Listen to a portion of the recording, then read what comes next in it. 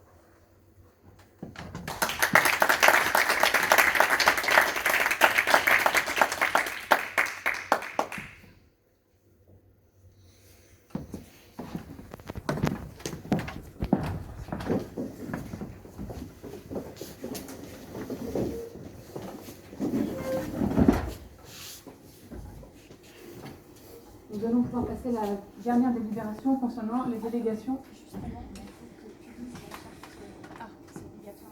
D'accord. Et comme c'est obligatoire de remettre la charte à chacun, vous l'avez sur la table.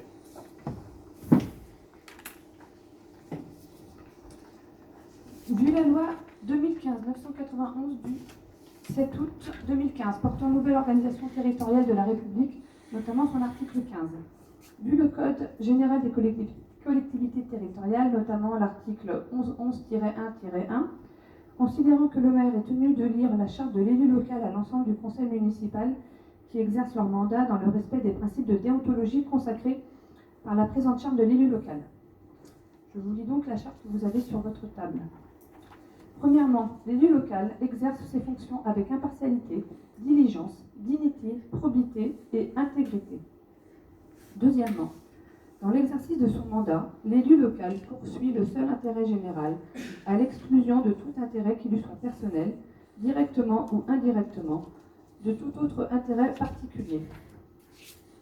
Troisième point, l'élu local veille à prévenir ou à faire cesser immédiatement tout conflit d'intérêts, lorsque ses intérêts personnels sont en cause dans les affaires soumises à l'organe délibérante ou dont il est membre, l'élu local s'engage à les faire connaître dans le débat et le vote. Quatrième point, l'élu local s'engage à ne pas utiliser les ressources et les moyens mis à disposition pour l'exercice de son mandat ou de ses fonctions à d'autres fins. Cinquièmement, dans l'exercice de ses fonctions, l'élu local s'abstient de prendre des mesures lui accordant un avantage personnel ou professionnel futur après la cessation de son mandat et de ses fonctions. Sixièmement, l'élu local participe avec assiduité aux réunions de l'organe délibérante et de ses instances au sein desquelles il a été désigné. Septième et dernier point, issu du suffrage universel, l'élu local est et reste responsable de ses actes pour la durée de son mandat devant l'ensemble des citoyens de la collectivité territoriale à qui il rend compte des actes et décisions pris dans le cadre de ses fonctions.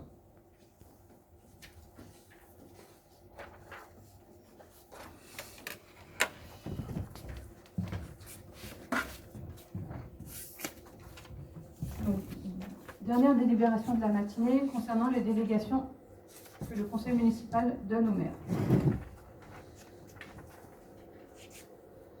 Est-ce que je vous relis les 26 points ou est-ce que vous les avez lus?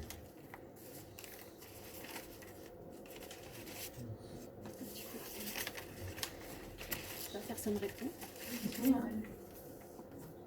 Je pense qu'on peut directement voter. Alors, qui est contre cette délibération? J'aurais une question à poser, s'il te plaît, avant. Là. Je t'en prie, Thierry. Concernant les délégations ou les décisions que tu es amené à prendre en tant que maire, comment en aurons-nous connaissance? Comment tu vas faire le redescendre d'information comme quoi, pendant un certain temps, tu as pris des décisions, ce qui est tout à fait normal pour moi, je pense que ceci là-dessus, mais comment on va être informé des décisions que tu seras amené à prendre? Alors, toutes les décisions qui seront prises seront données pendant chaque conseil municipal. D'accord. Donc, comme actuellement, pareil. Exactement. Ok, merci. Est-ce qu'il y a d'autres questions? Donc, je vous propose de passer au vote. Qui est contre cette délibération? Qui s'abstient? Donc, à l'unanimité. Merci.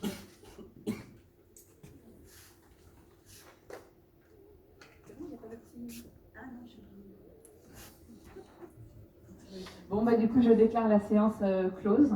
Et je vous remercie de votre assiduité malgré le contexte actuel.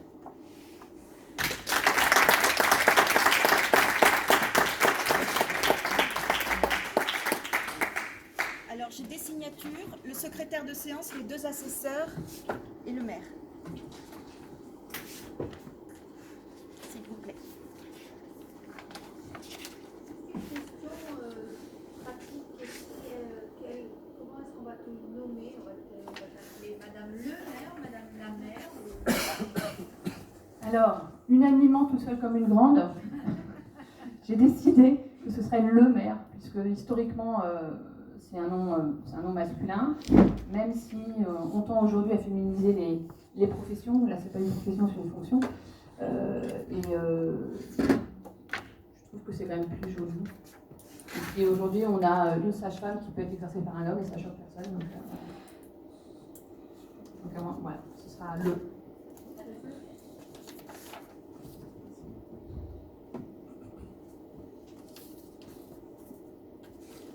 Donc, si les deux assesseurs, Monsieur Lépinet, Monsieur Chalmandrier, c'est ça? Non, le plus jeune. Le secrétaire, c'est Chalmandrier. C'est ça, Chalmandrier. Oui, oui, c'est ça. Et Monsieur Lépinet.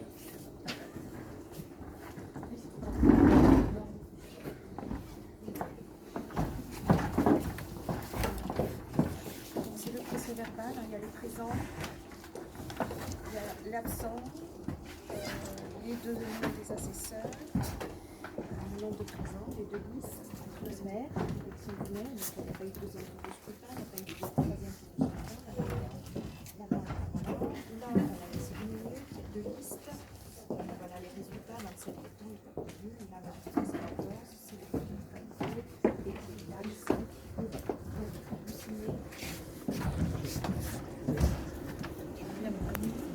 Ouais. Voilà. Le secrétaire. C'est le secrétaire. Donc, vous signez ici. Là, c'est la proclamation des résultats. Donc, ici.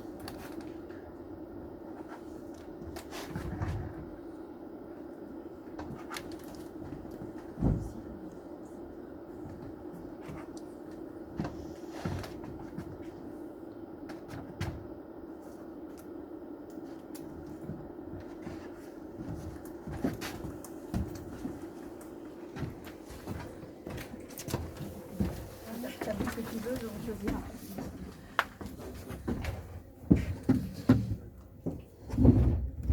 Alors, une, Deux.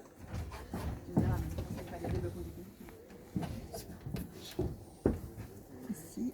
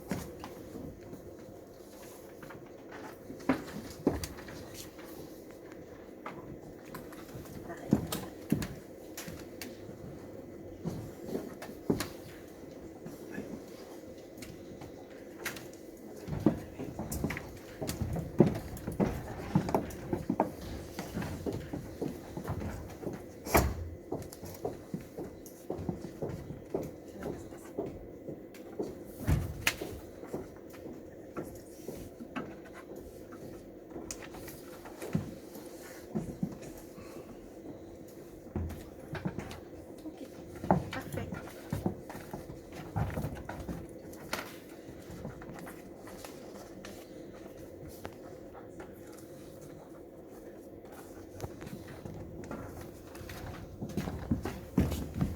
Et ben voilà.